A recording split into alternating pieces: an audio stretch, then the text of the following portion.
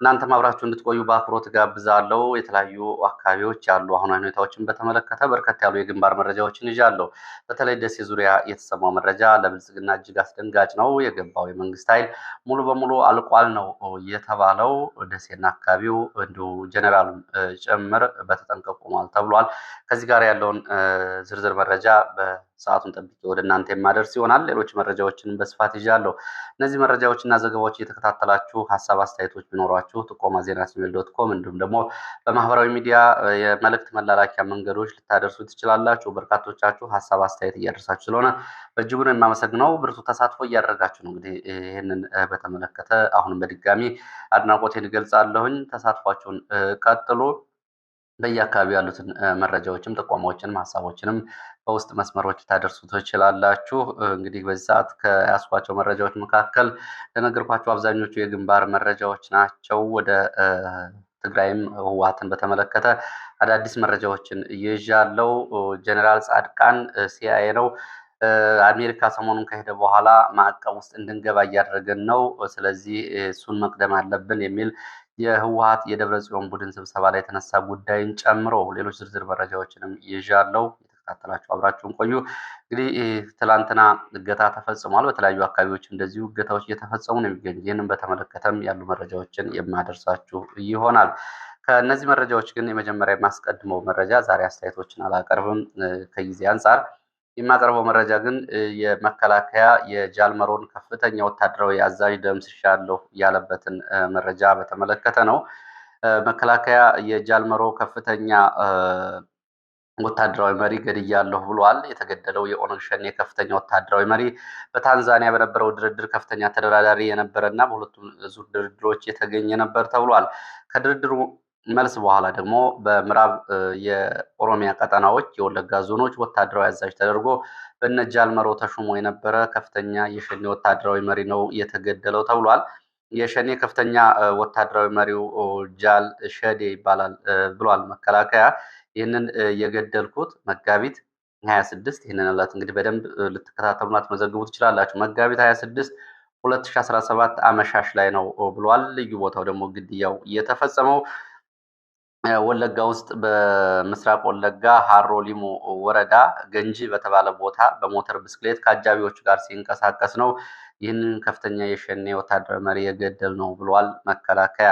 እንግዲህ ምናልባት ሰሞኑን እንደምናያቸው አወዛጋቢ ዘገባዎች ይሄ ሰውዬም ሌላ ጊዜ ሹመት ሊሰጠው ይችላል። ይህንን መረጃ መከታተል ጥሩ ነው። ምክንያቱም በምስራቅ ሸዋ ከአሁን በፊት ተገደለ የተባለው የሸኔ አመራር ትላንት ወዲያ ለደቡብ ምዕራብ ሸዋ ዞን ከፍተኛ የባለስልጣን ሆኖ መሾሙ ይታወቃል። መከላከያ ገድየዋለሁ ከ2 ዓመት በፊት ግንቦት 6 2016 ዓ.ም ደምስሼዋለሁ ያለው የሸኔ አመራር ሰሞኑን ሹመት ተሰጥቶታል። እንግዲህ መከላከያ የሚታመኑ መረጃዎችንም እያሰራጨ እንዳልሆነ እነዚህ ማሳያዎች ናቸው። ቢያንስ እንኳ ይህንን እንኳ በይቅርታም ወይም ደግሞ በሌላ መንገድ አላስተባበለም። ስለዚህ የጃልመሮ ከፍተኛ ወታደራዊ አዛዥ ጃልሾደ ተገድሏል የሚለውንም በተመለከተ እንግዲህ ወደፊት የምናየው ነው የሚሆነው። ወደ ሌሎች መረጃዎች ሲሄድ ወደ ትግራይ የሚወስደን መረጃ ነው የማስከትለው። በመቀሌ የህወሓት የደብረ ጽዮን ቡድን ስብሰባ ላይ መቀመጣቸውን የሚገልጹ መረጃዎች ናቸው እየወጡ ያሉት። ከዚህ ጋር በተያያዘ በተለያዩ ጉዳዮች ላይ ውይይትና ንግግሮችን ምክክሮችን እያደረጉ እንደሚገኙ ስብሰባው ዛሬም እየቀጠለና ዛሬ የሚጠናቀቅ መሆኑን የመረጃ ምንጮቹ ገልጸዋል። ህወሓት የደብረ ጽዮን ቡድን የአቋም ለውጥ እናድርግ የሚል ሀሳብም ተነስቶበታል ተብሏል። የደብረ ጽዮን የህወሓት ቡድን ስብሰባ ላይ ነው የሚገኘው። የስብሰባው አጀንዳዎች ደግሞ ሰሞኑን 3 የተለያዩ የትግራይ እንግዲህ ተወካዮች ለፌዴራል መንግስቱ ፕሮፖዛሎችን አስገብተዋል። 3 የተለያዩ ፕሮፖዛሎች እነጌታቸው ረዳ ያስገቡት ፕሮፖዛል አለ። የትግራይ አጠቃላይ ፖለቲካ ምን መሆን አለበትና የጊዜው አስተዳደር አወቃቀርን በተመለከተ እንደዚሁም ደግሞ ከነደብረ ጽዮን ቡድን ደግሞ አለም ገብረውሃድ አዲስ አበባ ድረስ መጥቶ እንደዚሁ ፕሮፖዛል አቅርቧል ነው የተባለው። በሌላው በኩል ደግሞ የትግራይ ብልጽግና ደግሞ ሌላ ፕሮፖዛል አቅርቧል ተብሏል። በእነዚህ ጉዳዮች ላይም ስለመነጋገራቸው ነው ለማወቅ የተቻለው። እንግዲህ ዝርዝር ይዘቶቹ ባይታወቁም የነ ደብረ ጽዮን ቡድን ያቀረበው አጀንዳ የጌታቸው ቡድን ያቀረበው አጀንዳ እና የትግራይ ብልጽግና የሚባለው ያቀረባቸው አጀንዳዎች ናቸው። ለፌዴራል መንግስቱ በአመዛኙ እንግዲህ የህወሀትን አስተዳደር በተመለከተ የህወሀት ሰዎች ነጌታቸው ደግሞ የጊዜው አስተዳደሩን አወቃቀር በተመለከተና ድርሻና ተሳትፎን በተመለከተ ነው ተብሏል። ከዚህ ጋር በተያያዘ እንግዲህ አለም ገብረ ዋህድ የአቋም ለውጥ ማሳየቱን ነው በትላንትናው ስብሰባ ውስጥ የመረጃ ምንጮቹ የገለጹት። ከፌዴራል መንግስቱ ጋር ብንሰራ እንጠቀማለን የሚል አቋም አንጸባርቋል። ለወትሮ እንግዲህ ይህን ፌዴራል መንግስቱ ጋር መስራት አያዋጣም የሚል ጽኑ አቋም ሲያራምዱ ከነበሩት የነ ደብረጽዮን ቡድኖች መካከል ሞንጆሪኖና አለም ገብረ ዋህድ ጌታቸው አሰፋን ጨምሮ ይገኙበታል። በትላንትናው ስብሰባ ግን አለም ገብረ ዋህድ ከፌዴራል መንግስቱ ጋር ብንሰራ ነው የምንጠቀመው፣ ከሌሎቹ አጋር ወይም ደግሞ ከኤርትራ መንግስት ጋር መስራት አያዋጣንም ብሏል። ከኤርትራ ጋር አንሰራም የሚለውን ሀሳብ የለወጥቀው አዲስ አበባ ደርሰ ከመጣ ወዲህ ነው ወይ የሚሉ አስተያየቶችም ተነስተዋል ነው የተባለው። ሌላው እንግዲህ የአብይ አህመድ ወታደራዊ እና ፖለቲካዊ መዳከም በተመለከተም እንደዚሁ በስብሰባው ላይ የተነሳ አጀንዳ ነው ተብሏል። የአብይ አህመድ ወታደራዊ መዳከም ገጥሞታል፣ ምን እናድርግ፣ አጋጣሚውን እንዴት እንጠቀምበት የሚል ግምገማ ቀርቦ ነበር። ይሄ ድምዳሜ ያልተሰጠው ጥናት የአጋር ግንባሮች እና የአጋር ቡድኖች ሀሳብ ጭምር ያስፈልገዋል በሚል ነው የተያዘው። የራሳቸውን ወታደራዊ አቋምና የህዝብ ድጋፍም እንደዚሁ አንስተው ገምግመዋል ነው የተባለው። ሌላው ወልቃይትን በተመለከተ እንደዚሁ ተፈናቃይ ከመመለስ ጋር በተያያዘ ተፈናቃዮችን መመለስ በሁለት መንገድ ነው የቀረበው ሀሳቡ። የፌዴራል መንግስቱ እንግዲህ ተፈናቃዮችን ቢመለሱ የፌዴራል መንግስቱ አካባቢዎቹን ይዞ እንደ ራያና እንደ ኮረም ይህንን ያደርጋል። ይሄ ግን ለእኛ አንድም አያዋጣም። ስለዚህ የፖለቲካዊ ሞት የሚያመጣብን ስለሆነ ወደ ወልቃይት መመለስ ካለብን የፖለቲካና የጸጥታ መዋቅራችን የምናስገባበት መንገድ ላይ ነው ማተኮር ያለብን። ተፈናቃይ የሚመለስ ከሆነ ህወሓት ያከትምለታል። ተፈናቃዮች የፌዴራል መንግስቱ ከአካባቢው አስተዳደር ጋር እንደዚሁ አሰፍራለሁ የሚል ከሆነ እኛ የፖለቲካ መጠቀሚያ ካርዳችን እንጥላለን። ስለዚህ ወደ ወልቃይት የፖለቲካና የጸጥታ መዋቅራችን ለመመለስ መዘጋጀት አለብን የሚል አቅጣጫ ተሰጥቷል ነው የተባለው። ጊዜያዊ አስተዳደሩን በተመለከተም እንግዲህ በጊዜያዊ አስተዳደሩ ውስጥ ከብልጽግና መካተቱ የሚያመጣው አደጋ አለ። ውስጣዊ መሸርሸር፣ የመረጃ መዘረፍ እንዲሁም ደግሞ የህወሓት ውስጣዊ ድርጅት አንድነትና ጥንካሬ አደጋ ላይ ይወድቃል የሚል ሀሳብም ተነስቷል ነው የተባለው። እንግዲህ ከዚህ ጋር በተያያዘ እንደዚሁ ዛሬ በሚቋጨው ስብሰባ ላይ አቅጣጫ ይሰጥበታል ተብሏል። አሜሪካ ጫና ውስጥ ያስገባችን ጻድቃን የሚባል የሲአይኤ ሰው ቃል በቃል ነው የሲአይኤ ሰላይ ወደ አሜሪካ ከሄደ በኋላ እኛን በተመለከተ አፍራሽ ሪፖርት አቅርቦብን ነው።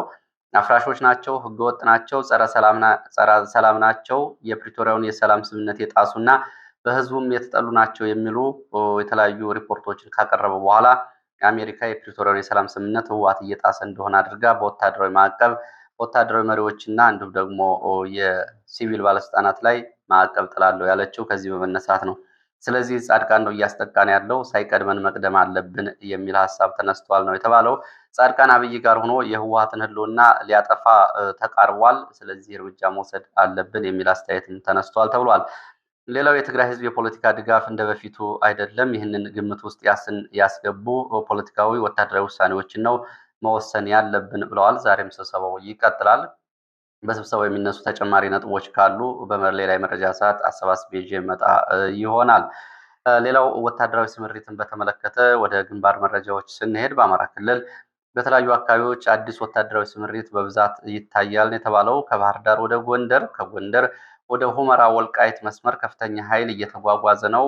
የመካናይዝድ መሳሪያዎችም እንደዚሁ በወታደራዊ ኮንቮዮችና ተሽከርካሪዎች ተጭነው እየተጓጓዙ ነው ብለዋል። ዛሬ የመረጃ ምንጮች ከጎንደር ወደ ሁመራ ያለውን መስመር ትዝብታቸውና ምልከታቸውን ሲገልጹ እንግዲህ ከዚህ ጋር በተያያዘ ወደ ወልቃይት፣ ወደ ሁመራ፣ ወደ አርማጭሆ በብዛት ኃይል እየተጫነ ነው የሚለው በተመለከተ መላምታቸውና ግምታቸውን ያስቀመጡት ምናልባት ሰሞኑን በሶስት ወታደራዊ ማሰልጠኛ ጣቢያዎች በርካታ ሰራዊት ተመርቋል።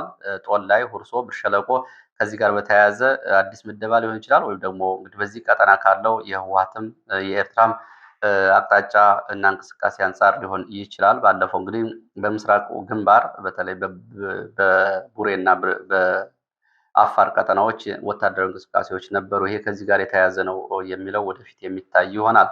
ሌላው እዚሁ ምዕራብ ጎንደር ቀጠናዎች እገታን በተመለከተ አዲስ መረጃ ደርሶኛል። ምዕራብ ጎንደር ባለፈው እንግዲህ ዓለም አቀፍ የረድኤት ድርጅት ሰራተኞች ጭምር ጭልጋ አካባቢ አርሴማ በተባለ ቦታ መታገታቸውን ነግሬያችሁ ነበር። ዛሬ ደግሞ መተማ ወረዳ መጋቢት 22 ሁለት ተሽከርካሪ ላይ 30 ሰዎች ታግተው ስለመወሰዳቸው ከታገቱ ሰዎች ሁለቱ ስለመገደላቸው 15 የሚሆኑት ደግሞ 5.5 ሚሊዮን ብር ከፍለው ስለመለቀቃቸው የመረጃ ምንጮች ገልጸዋል። ከተገደሉት ውስጥ አንዱ መስማት የማይችል ነው። በአሳዛኝ ሁኔታ ነው የተገደለው ተብሏል። ይህንን በተመለከተ እንግዲህ እስካሁንም ያልተለቀቁ በርካታ ታጋቾች አሉ ተብሏል። ይሄ መጋቢት 25 እንግዲህ በዚሁ የመረጃ ምንጮች ሲገልጹ ይሄ እገታ ባለቤት ማን እንደሆነ እንግዲህ ማሳያ መረጃዎች ናቸው። መጋቢት 25 2017 ግነት ከተባለ ቦታ አጋሾችን እና ታጣቂዎችን መከላከያ አጅቦ በህዝብ ፊት በመቃ ከተማ ወደዚህ ቦታ ሲወስዳቸው ተመልክተናል። ፋኖ ስለመጣ ሽፍቶች ከተማዋን ጠብቁ ብሏቸው ነው መከላከያ የሄደው። ዘራፊ ሽፍታ ታጣቂዎች መከላከያ ነጋዴ ባህር አጅቦ ሲያሳልፋቸው እንደዚሁ ሰዎች ተመልክተዋል።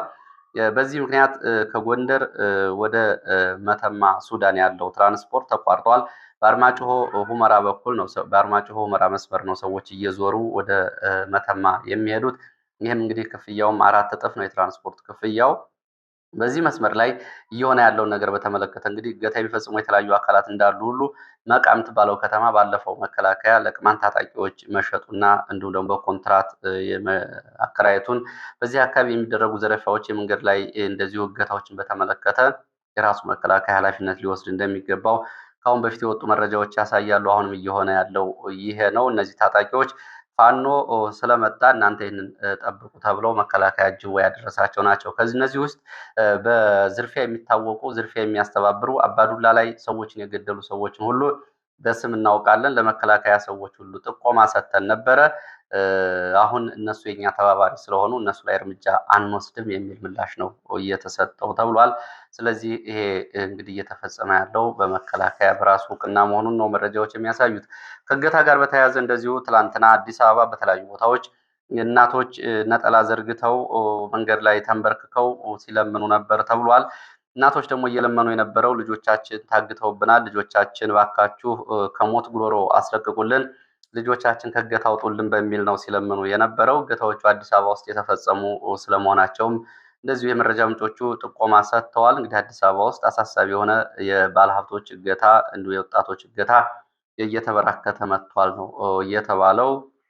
ትላንትና በመድኃኔዓለም ዓመታዊ ክብረ በዓል ላይ በተለያዩ ቦታዎች እናቶች የታገቱ ልጆቻቸውን እንዲለቀቁላቸው ገንዘብ እየለመኑ ነበር ተብሏል። ከዚህ ባሻገር እንግዲህ ትላንትና መነጋገሪያ ከነበሩት እገታዎች እና ግድያዎች መካከል አሳዛኙ ከአማራ ክልል ከደጀን ወደ አዲስ አበባ ይጓዝ የነበረ አውቶቡስ ሙሉ ተሳፋሪዎቹ ግድያ፣ እገታ ተፈጽሞባቸዋል። ከአማራ ክልል ወደ አዲስ አበባ ጉዞ ላይ የነበረው አንድ አውቶቡስ ተሳፋሪ በጥይት ተገድለዋል። ተሳፋሪዎቹ አብዛኞቹ ታግተዋል። ቁስለኞችና አስክሬኖች ጎሐጽዮን ክሊኒክ እስከ ምሽቱ ድረስ ተከማችቶ ይታይ ነበር። የአስክሬኖች እንደዚሁ 6 አስክሬኖችን ለመውሰድ የተሽከርካሪ ችግር እንዳለባቸው ቤተሰቦቻቸው ጭምር ገልጸዋል። በዚህ እገታ እንግዲህ ልጃቸው የተገደለችባቸው ከደቡብ ጎንደር ሊቦ ከምከም አዲስ ዘመን ከተማ አቅራቢያ የሚገኝ ቦታ የነበሩ ቤተሰቦች እንግዲህ አስክሬን እንኳን ለማምጣት እንደተቸገሩ ነው የገለጹት። በጣም በሚያሳዝን ሁኔታ የ18 ዓመት ታዳጊ ልጃቸው መገደላቸው ነው ቤተሰቦቻቸው የገለጹ። እስካሁን አስክሬንም አልሄደም ነው የተባለው። ጎሐጽዮን ቱሉ ሚልኪ አቅራቢያ ነው እገታ የተፈጸመው ተብሏል። 6 ሰዎች እንግዲህ በዚህ እገታ ተገድለዋል። 22 የሚሆኑ ቆስለዋል። በርካቶቹ ደግሞ እንግዲህ ተይዘው ተወስደዋል። ይሄ በ2 ሳምንት በዚህ ቀጠና 5 ተሽከርካሪዎች ሲታገቱ የታጋቾቹ ቁጥር ደግሞ ከ300 በላይ ደርሷል ነው የተባለው። ከነዚህ ውስጥ እንግዲህ 11 ሰዎች በእገታው ተገድለዋል በእገታው ወቅት ተብሏል፣ ትናንት የተገደሉትን ጨምሮ። ይሄ ሰሞኑን እንግዲህ ታስታውሱ ከሆነ ከ4 ቀናት በፊት በነበረ ዘገባ የሸኔ ታጣቂዎች ወደዚህ ቀጠና በብዛት እየተንቀሳቀሱ ነው። ይሄ ደግሞ እየተደረገ ያለው በመንግስት የአካባቢ የጸጥታ ኃይሎች ፈቃድ እንደሆነ ወደ ወረ ጃርሶ እና እንደዚሁ ግራ ጃርሶ አካባቢዎች ያለውን እንቅስቃሴ በተመለከተ ዘገባ ድርሻችሁ ነበረ። ከዚህ በተቃራኒው እገታዎችን በተመለከተ ደግሞ ሌላ ሙግትና ሀሳብ የሚያመጡ የመረጃ ምንጮች አሉ። ይህን እያደረጉ ያሉት እነ ሽመልስ አብዲሳ ራሳቸው ናቸው። እነሱ የሚሳተፉበት ነው። እገታው ደግሞ ለሚሊሻ ማስታጠቂያ የሚሆን ገንዘብ እና ለተመላሽ የሸኔ ታጣቂዎች ማቋቋሚያ የሚሆን ገንዘብ ለማምጣት ነው። ይህ እገታ የሚፈጸመው በዚህ መስመር ብቻ ነው። ከወለጋ የሚመጡ ተሳፋሪዎች ካምቦ እስከ አዲስ አበባ ባለው እገታ አይፈጸምም። በሌሎች መስመሮችም እንደዚሁ ዋናውን የጅቡቲን መስመር ጨምሮ ከዝዋይ የሚመጣውና ከጅማ የሚመጡ ተሳፋሪዎችም እገታ አይፈጸምባቸውም። ሆን ተብሎ ደግሞ እገታው እየተፈጸመ ያለው ከአማራ ክልል በሚያስገቡ መንገዶች ላይ ነው። በተለይ ከጎንደርና ከጎጃም በሰላሌ በኩል ወደ አዲስ አበባ በሚገቡ ተሳፋሪዎች ላይ ነው እገታ እየተፈጸመ ያለው ነው የተባለው። የችሎት መረጃዎችን ላስከትል። በችሎት እንግዲህ መረጃዎቻችን ከመጋቢት 23 የ4 ዓመት እስከ 6 ዓመት የተፈረደባቸው የህሊናና የፖለቲካ እስረኞች እነ መላክ ምሳሌ፣ አወቀ ስንሻው፣ ጌጤ ያመኑ፣ ዓለም ሰላም ጤና፣ ፍቃዱ መንግስቴ፣ ይልማ በዛብህ፣ አብርሃም መልካሙ፣ ዜና ኃይሉ፣ ኤርሚያስ መኩሪያ፣ ውበት አካል፣ አንዷለም አሻግሬን ጨምሮ ወደ ዝዋይ እስር ቤት ተወስደዋል ተብሏል። እስረኞቹ እንግዲህ የእስር ቅጣት በተፈረደባቸው በ4 ቀናት ውስጥ ነው ወደ ዝዋይ የተወሰዱት። ዝዋይ ደግሞ አሁን ያለው ሁኔታ አስቸጋሪ እንደሆነ ነው የመረጃ ምንጮች የሚገልጹት። ሙቀት አለ። ለቤተሰብ የሚመች ቦታ አይደለም። ቤተሰብ ለመጠየቅ አይመችም። በርካታ እስረኞች በዚህ በአዲስ አበባ በሚገኙ እስር ቤቶች እንዲቆዩ ሲደረጉ፣ እነዚህ ግን ሆን ተብሎ ወደ ዝዋይ እንዲወሰዱ ተደርገዋል የሚሉ መረጃዎች ናቸው እየወጡ ያሉት። እስረኞቹ በምርመራ ወቅትና በአያያዝ ወቅት የተፈጸመባቸው ከፍተኛ ግፍና በደል አለ። ይህንን በተመለከተ የሰብአዊ መብት ድርጅቶች ጭምር ያረጋገጡት በደል ቢሆንም ፍርድ ቤቱ ከዚህ አንጻር እስካሁን ድረስ የሰጠው ብይንም ሆነ ፍርድ የለም ነው ያሉት። ወደ ግንባር መረጃዎች ነው የሚሄደው። ወደ ግንባር መረጃዎች ሲሄድ በተለይ በደሴ ዙሪያ ያገኘሁትን መረጃ ላስቀድም። ደሴ ዙሪያ ኩታበር ወረዳ ለዘመቻ የገባ የመንግስት ኃይል ሙሉ በሙሉ አልቋል ተብሏል። ከገባው የመንግስት ኃይል አንድም የወጣ የመንግስት ኃይል የለም በህይወት። ይሄ ከፍተኛ ድንጋጤ ፈጥሯል። መረጃው ከተሰማ ጀምሮ ደሴ በብልጽግና ባለስልጣናት ከፍተኛ ድንጋጤ ላይ ወድቀዋል። መጋቢት 26 በፋኖ ላይ ልዩ ዘመቻ ወይም ደግሞ ኦፕሬሽን እናደርጋለን ብሎ የተንቀሳቀሰ የአድማ ብተና የሚሊሻ ኃይል ነው ሙሉ በሙሉ እንደወጣ የቀረው። በዚህ እንግዲህ አዲስ የተመረቁ የአድማ ብተና አባላት ጭምር ይገኙበታል። እነዚህም ጨምሮ እንግዲህ በ3 ተሽከርካሪዎች የገቡ የአካባቢው የጸጥታ አባላት አልተመለሱም። ይሄ ጥቃት የተፈጸመው ደቡብ ወሎ ኩታበር ወረዳ ከኩታበር ከተማ በቅርብ ርቀት ግሸን መገንጠያ አቅራቢያ ዚሃ ተብሎ የሚጠራ ቦታ ነው ብለዋል የመረጃ ምንጮቹ። ይሄ በተፈጸመው ጥቃት እንግዲህ ከ34 እስከ 40 የሚደርሱ የሚሊሻና የአድማ ብተና አባላት ሙሉ በሙሉ አልቀዋል ነው እየተባለው። እንግዲህ ይህንን በተመለከተ ተሽከርካሪዎች ላይም ጉዳት ደርሷል። ይህንን ዜና የከሰሙ ደሴ አካባቢ ያሉ የብልጽግና ባለስልጣናት ያልተለመደ ድንጋጤ ውስጥ ገብተዋል። ብርጋዴር ጀኔራል ዘውዱ መኖሪያው አካባቢ 8 ወታደራዊ ፓትሮሎች እና ኦራሎች እንደዚሁ የዙ 23 ድሽቃና ሞርተር ደግነው ቁመው ተመልክተናል፣ አመሻሹን ጭምር። ይህን ተከትሎም እንደዚሁ እንግዲህ አዲስ ዘመቻም ሊኖር ይችላል ነው የሚሉት የመረጃ ምንጮቹ። የዞኑ ብልጽግና ባለስልጣን ህዝቡ ፋኖን ደብቆ አስፈጀን፣ መረጃ ሰጥቶ አስጨረሰን በሚል ብስጭት ውስጥ እንደነበሩና ይህንንም ስብሰባ ላይ ማንሳታቸውን የመረጃ ምንጮቹ ገልጸዋል። እነዚህ በዚህ አለቁ የተባሉት የሚሊሻ አባላት ወደ ቆላ ገራዶ ሙቃድ ተብሎ ወደሚጠራ ቦታ ልዩ ዘመቻ እናደርጋለን ብለው እንቅስቃሴ ሲያደርጉ የነበሩ ናቸው ተብሏል። በተመሳሳይ በዚሁ በወሎ ቀጠና ከዘመቻ አንድነት ጋር በተያያዘ እንደዚሁ ቆቦ ከተማ የተፈጸመ ድንገተኛ ጥቃት አለ። በዚህ ጥቃት የአንድ የአድማ ብተና አመራር ተገድሏል፣ አንድ ቆስሏል። ሌላው ደግሞ እንደዚሁ አጃቢ ተይዞ ፋኖ ተወስዷል። ቆቦ ከተማ ውስጥ በመግባት ፋኖ የፈጸመው ድንገተኛ ጥቃት ነው። ይህንን ተከትሎ በቆቦ ከተማ አቅራቢያ ዛሬ ከማለዳ ጀምሮ በተለያዩ አካባቢዎች የከባድ መሳሪያ ድብደባ ይሰማል ተብሏል። ከሆርማት ወደ አዋሳ አቅጣጫ የከባድ መሳሪያ ድብደባ አለ የሚሉት የመረጃ ምንጮች በተለይ ስንደዶ፣ ጎላ ሚካኤል፣ አመያ ተብሎ በሚጠሩት አካባቢዎች ነው የከባድ መሳሪያ ድብደባ እየተደረገ ያለው ብለዋል። በዚሁ ቀጠና ሰሜን ወሎ ድልባፋፍ እንግዲህ ወደ እጁ መውረጃ ነው ከአንጎት ጫፍ። እዚህ አካባቢ እንደዚሁ ትናንትና ረፋድ ውጊያ ተደርጓል። በቅሎ ማነቂያ ተብሎ የሚጠራው አካባቢ ነው ውጊያ የተደረገው። በቅሎ ማነቂያ ተብላ የሚጠራውን ወሳኝ ወታደራዊ ገዥ መሬት የመንግስት ወታደሮች እና ሌሎች የብልጽግና የጸጥታ ባለስልጣናት እና የእግረኛ ሰራዊት ለመቆጣጠር በዘለቁበት ጊዜ ነው ውጊያ ተቀስቅሶ የነበረው።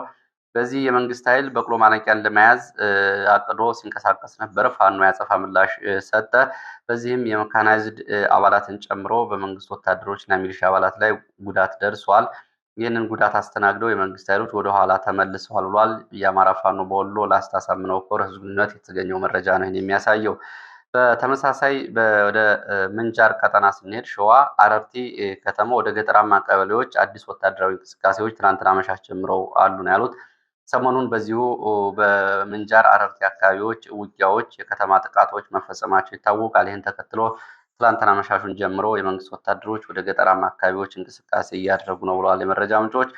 ወደ ምዕራብ ጎንደር ቋራ የሚወስደን መረጃ ላስከትል። ቋራ አይሰጋ በተባለ ቦታ የተፈጸመውን ድንገተኛ ጥቃት ተከትሎ የመንግስት ወታደሮች በንጹሐን ላይ ከፍተኛ ማሰቃየት እየፈጸሙ ነው። ግድያ ፈጽመዋል፣ ድብደባ ፈጽመዋል። እስካሁን ድረስ 7 ንጹሐን፣ 5 የአንድ ቤተሰብ አባላት የሆኑ ሰዎች ተገድለዋል። ሽንፋና አካባቢው ካይሰጋ ወደ ሽንፋ የመጣ የመንግስት ኃይልም እንደዚሁ ከሽንፋ ከተማ ላይ የአስከሬኖችን ቅበሩ በሚል ሰዎችንም እንደዚሁ እያስገደድና እየደበደበ እንደነበር ለማወቅ ተችሏል። እንደ መረጃ ምንጮቹ አይሰጋ ላይ መጋቢት 26 አመሻሽ በተፈጸመው ጥቃት አንድ የፌሳር ሙሉ የመንግስት ኃይል ነው እያለቀው ብለዋል። ዝናብም ስለነበር አስከሬኖችን ጭምር እስከ ጠዋት ድረስ መመልከታቸውን የዓይን እማኞች ከቋራ ገልጸዋል። ሌላው የአማራ ማህበር ያወጣው መረጃ ነው። የአማራ ማህበር በአሜሪካ መጋቢት 25 2017 በአዊ ዞን ጓጉሳ ሽኩዳድ ወረዳ ቲሊሊ ከተማ የመንግስት ኃይሎች አንድ መምህርን ጨምሮ 5 ሰላማዊ ሰዎችን ገድለዋል ብለዋል። ይህም እንግዲህ የሆነው በአሽፋ ተብሎ የሚጠራው ቦታ የቲሊሊና ሰከላ መገንጠያ ቦታ መገናኛ ቦታ ላይ በተፈጸመው ድንገተኛ ጥቃትና በነበረው ውጊያ የመንግስት ወታደሮች ከፍተኛ ጉዳት ከደረሰባቸው በኋላ በንጹሐን ላይ በቀል ፈጽመዋል ነው የተባለው። እንግዲህ በዚህ ከተገደሉት ንጹሐንና ሰላማዊ ሰዎች መካከል በስም እየተጠቀሱ አሉ። ማህበሩ በስም ጠቅሶ ያወጣቸው ሀብታሙ እምሬ፣ ይህ ዓለም ጣሰው፣ አልማዋሴ፣ ገደፋው ጋሻዬ ነው እነዚህ የተገደሉት። ከነዚህ ውስጥ እንግዲህ አልማዋሴ የአካባቢው መምህር እንደነበረ የመረጃ ምንጮቹ ለትሪፕል ኤ ወይ ደግሞ ለአማራ ማህበር ገልጸዋል። የሟቾቹ ቀብርም ቲሊሊ ከተማ ሚካኤል ቤተክርስቲያን መፈጸሙን ማህበሩ አረጋግጫለሁ ብሏል። እንግዲህ የመንግስት ኃይሎች አሽፋ በነበረው ውጊያ መጋቢት 25 10 የመንግስት ወታደሮች ሞት 11 ቁስለኛ ሲሆኑ በርካታ የነፍስ ወከፍና የነፍስ ወከፍ መሳሪያዎችና ተተኳሾች በፋኖ እጅ መግባታቸውን የመረጃ ምንጮቹ አስታውሰዋል። በዚህ ምክንያት ነው እንግዲህ በንጹሐን ላይ በቀል የተፈጸመው። ሌላው መረጃችን ወደ ሸዋ የሚወስደን ነው። ሸዋ መራቤቴ ጀማ ወንዝ አቅራቢያ ትላንትና ጥቁር ድንጋይ እና አጥበርበር ተብሎ በሚጠሩ ቦታዎች ላይ ድንገተኛ ውጊያ ነበረ። እዚህ አካባቢ በነበረው ድንገተኛ ጥቃትና ውጊያ የመንግስት ወታደሮች ጉዳት አስተናግደዋል ብለዋል የአማራ ፋኖ በሸዋ ናደው ክፍለ ጦር ህዝብ ግንኙነት። የመንግስት ወታደሮች ሽፋን የሚሰጥ ኃይል ተጨማሪ ፌጥራ ተብላ ከምጠራው ከተማ የተጨማሪ ኃይል ያስመጡ ቢሆንም ግን አልቻሉም። ቁስለኞችንና ወደፊት መሄድ አልቻሉም። ቁስለኞችንና አስክሬኖችን አንስተው ነው የተመለሱት ተብሏል። በዚሁ በሸዋ ቀጠና እንደዚሁ በተለያዩ አካባቢዎች እንደዚሁ ያወቃቀርና የአደረጃጀት ሪፖርቶችም እየወጡ ነው የሚገኙት። ወደ አደረጃጀት መረጃዎች ስንመጣ በዚሁ የአማራ ፋኖ በጎጃም አንደኛ ክፍለ ጦር የአደረጃጀት እና የሰው ኃይል መዋቅር ድልድል ማድረጉን አሳውቋል። እንግዲህ በተለያዩ አካባቢዎች ተከታታይ ውጊያዎችን ከሚያደርጉ ክፍለ ጦሮች መካከል አንዱ ነው።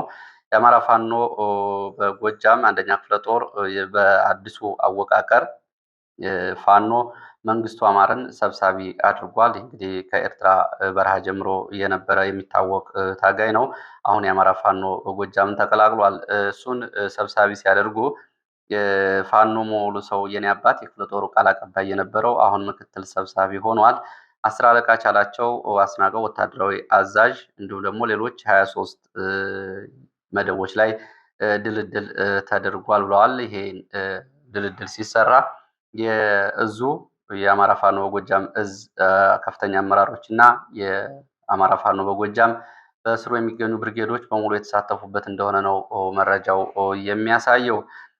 ዛሬ በማዕከላዊ ጎንደር ረፋድ የድሮን ቅኝትና አሰሳ ተደርጓል ተብሏል። በለሳ፣ ሊቦ ከምከም፣ እብናት እና ሌሎች አካባቢዎች የድሮን አሰሳና ቅኝቶች ዛሬ መጋቢት 28 ረፋድ አካባቢ ተደርገዋል። ይህንን ተከትሎ እንግዲህ ከፍተኛ ጥንቃቄ ያስፈልጋል ነው የተባለው። ወደ ምስራቅ ጎጃም ስንሄድ ምስራቅ ጎጃም ከሞጣ ወደ ወይን ውሃ ይንቀሳቀስ በነበረ ወታደራዊ ተሽከርካሪ ላይ አራጤ ተብሎ በሚጠራው ቦታ በሲኖትራክ ተሽከርካሪ ላይ በተፈጸመ ድንገተኛ ጥቃት የመንግስት ወታደሮች ጉዳት ደርሶባቸዋል። ጉዳት የደረሰባቸው ወታደሮች ቁጥራቸው አልታወቀም ነው የተባለው። በሁለት አቅጣጫ 6 ወታደራዊ ተሽከርካሪዎች ወደ አካባቢው ስንቅ ለመቀባበል እና ለወታደራዊ ስምሪት እንቅስቃሴ ላይ ሲያደርጉ የተፈጸመ ጥቃት ነው ተብሏል። በዚህ ጥቃት እንግዲህ ከፍተኛ ጉዳት ደርሷል። የአማራ ፋኖ በጎጃም 5ኛ ክፍለ ጦር እንደዚሁ ሌላ መረጃ ይፋ አድርጓል። በርካታ የሚሊሻ አባላት ተቀላቅለውኛል ነው ያለው የአማራ ፋኖ በጎጃም። የአማራ ፋኖ በጎጃም 5ኛ ክፍለ ጦር እሁድት አካባቢ 30 በላይ የሚሊሻ አባላት ፋኖን ተቀላቅለዋል። እነዚህ ከነሙሉ ትጥቃቸው ነው ፋኖን ከተቀላቀሉት። የክፍለ ጦሩ ብርጌድ የሆነው ወርቅ አባይ ብርጌድ ነው እነዚህ የተቀላቀሉት ተብሏል። እንግዲህ ሚሊሻዎችን በተመለከተ ከሌላው መንገድ ይልቅ በዚህ መንገድ ጉዳዩን ፖለቲካዊ ዓላማዎችን እያስረዱ ከጎን ማሰለፍ እየተሻለ ይሆናል የሚሉ አስተያየቶች ከአሁን በፊትም ሲወጡ ነበረ። ለዚህ ሰዓት ያስኳቸው አጫጭር መረጃዎች እነዚህ ነው የሚመስሉት። በሌሎቹ መረጃ ሰዓታችን